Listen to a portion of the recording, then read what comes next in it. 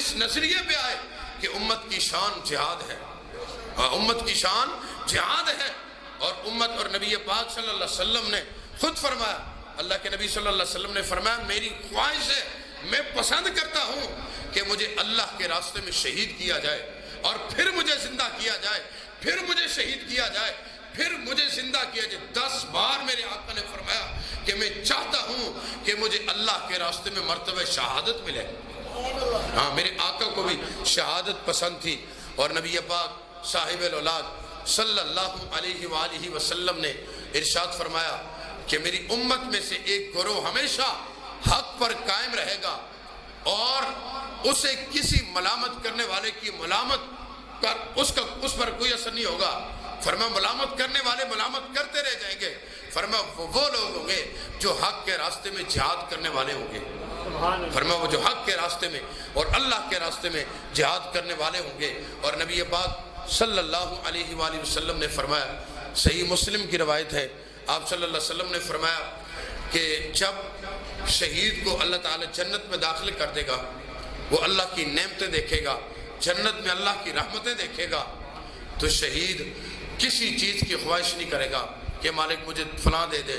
فرمایا جس کو جنت مل گئی اس اور کیا چاہیے، لیکن شہید بھی تمنا کرے گا اے میرے مالک مجھے ایک مرتبہ پھر دنیا میں بھیج، میں تیرے راستے میں مرتبہ شہادت سے سرفراز ہونا چاہتا ہوں۔ ہاں، یہ مرتبہ شہادت اور پھر شہید کا مرتبہ ہے، اور اللہ کے راستے میں مر تو سب نے ہی جانا ہے، تو کیا اس سے بڑا خوش نصیب وہ کوئی نہیں ہے جس سے موت اللہ کے راستے میں آئے، ہاں جس سے جہاد میں موت آئے۔ مر تو سب نے، مر تو ان حکمرانوں نے بھی جانا ہے، یہ جو یہود و نصارہ کی غلامی میں ڈرے ہوئے ہیں، اور یہ ہمارے جو 57 اسلامی ممالک پر یہ جو بے حمیت حکمران بیٹھے ہیں، جو فلسطین کے مسلمانوں پر صرف حاجی قرارداد، بات قراردادوں سے نہیں ہوتی، بات عملی اقدام سے ہوتی ہے۔ ہاں، جب وہاں پہ یہ مکمل اسلامی ممالک یہ بات کہتے اے یہود و نصارہ تمہاری جرت کیا ہوئی مسجد اقصیٰ کی طرف بڑھنے کی، ہم 57 اسلامی ممالک مسجد اقصیٰ کی عزت بحال کرنے کے لیے آ چکے ہیں، پھر دیکھتے کہ کفار کون آگے آتا ہے۔ امت کو انہوں نے برباد کر کے رکھ دیا، یہ جو ہمارے اوپر بے حمیت حکمران بیٹھے ہوئے ہیں، اور جو رات دن یہود و نصارہ کی بولیاں بولتے ہیں، اور جو کہتے ہیں جی طاقتور اللہ سے بڑی کوئی طاقت نہیں ہے، سب سے بڑی طاقت میرے رب کی ہے، اور میرے رب کی طاقت سے ڈرو۔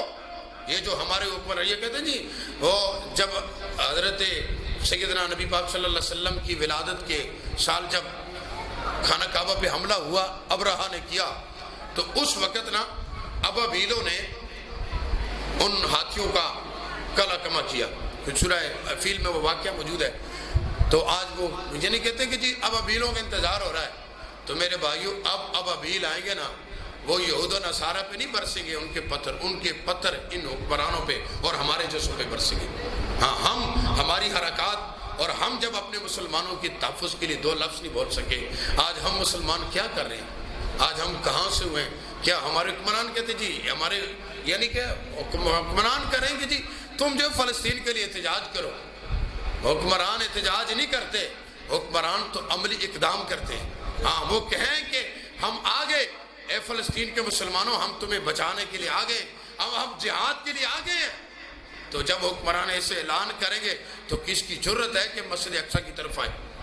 جب امت کو تباہ و برباد کر دیا ان حکمرانوں نے، اور یہ بے حمیت حکمران، ان سے چھٹکارے کی ایک ہی صورت ہے، پوری امت جہاد کے پوائنٹ پہ اکٹھی ہو جائے۔ امت کہے کوئی اور راستہ نہیں، ہم نے مسلمانوں کو بچانا ہے، ہم نے کشمیر بھی آزاد کرنا ہے، ہم نے فلسطین کا بھی بدلہ لینا ہے، ہم نے عراق کا بھی بدلہ لینا ہے، افغانستان کا بھی بدلہ لینا ہے۔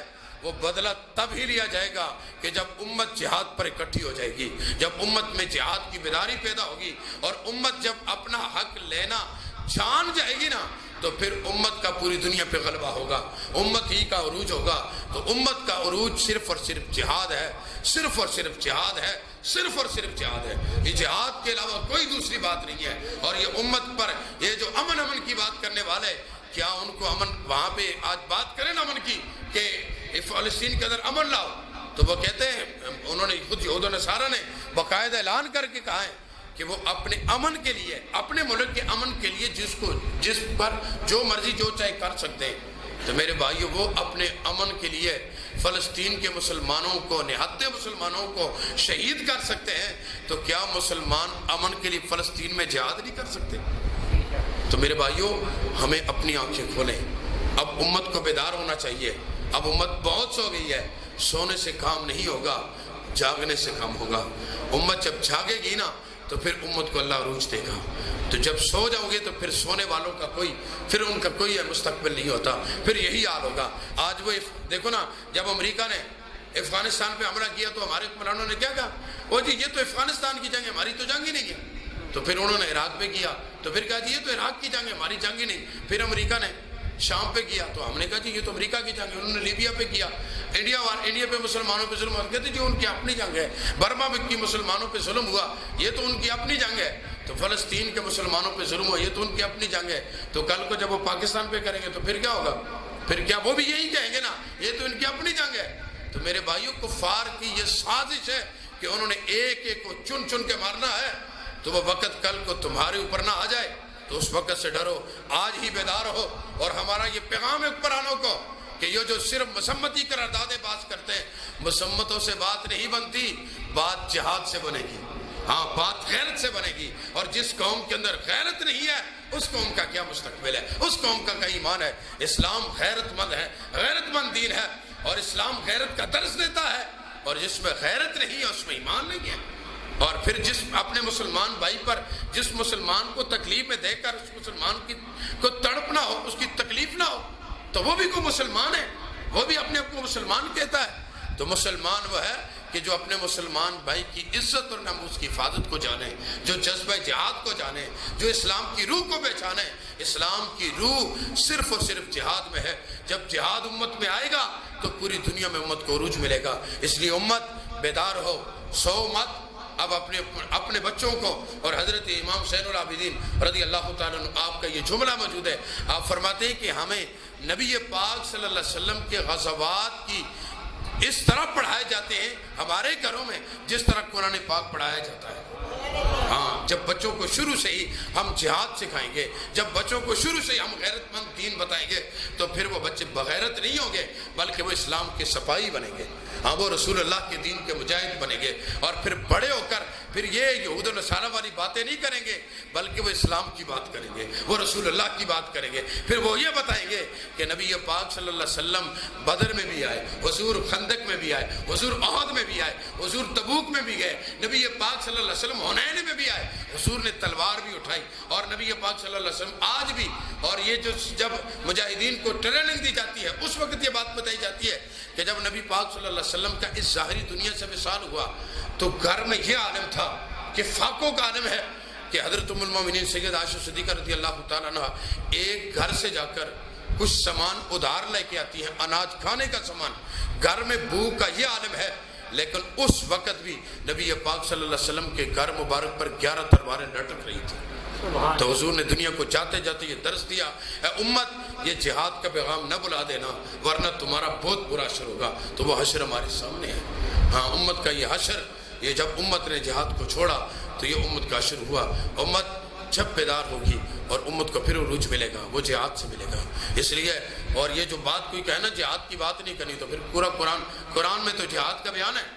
قرآن میں تو جو سپارہ کھولو، جو سورت کھولو، وہ جہاد بیان کرتی نظر آتی ہے، وہ جہاد کا حکم دیتی نظر آتی ہے، اور اللہ بھی جہاد کا حکم دیتا ہے۔ میرے آقا نے خود جہاد کیا، 27 غزوات میں نبی پاک خود شریک ہوئے، نبی پاک کا پورا خاندان شریک ہوا۔ حضور کے سب سے غزوہ احد میں نبی پاک کے پیارے چاچا حضرت سیدنا امیر حمزہ شہید ہوتے ہیں۔ حضور کا پورا خاندان جہاد کرتا ہے، اور نبی پاک صلی اللہ علیہ وسلم جہاد کرتے ہیں۔ تو جہاد ہی مسلمان کی شان ہے، اور امت نے جب جہاد کیا تو اللہ نے پوری دنیا میں امت کو عروج دیا۔ اللہ تعالیٰ سے دعا ہے کہ اللہ تعالیٰ آج بھی امت کو جذبہ جہاد نصیب فرمائے، اور فلسطین کو قراردادوں سے نہیں، امت کو جہاد سے فتح کرنے کی توفیق عطا فرمائے، اور فلسطین کو بھی آزاد فرمائے، کشمیر کو بھی اللہ آزاد فرمائے، اور امت کو بالخصوص ہمارے حکمرانوں کو، ہماری افواج کو، ہمارے یہ جو اوپر مسلط حکمران ہیں، اللہ ان کو غیرت ایمانی نصیب فرمائے اور جذبہ جہاد عطا فرمائے۔ وآخر دعوانا ان الحمد للہ رب العالمین۔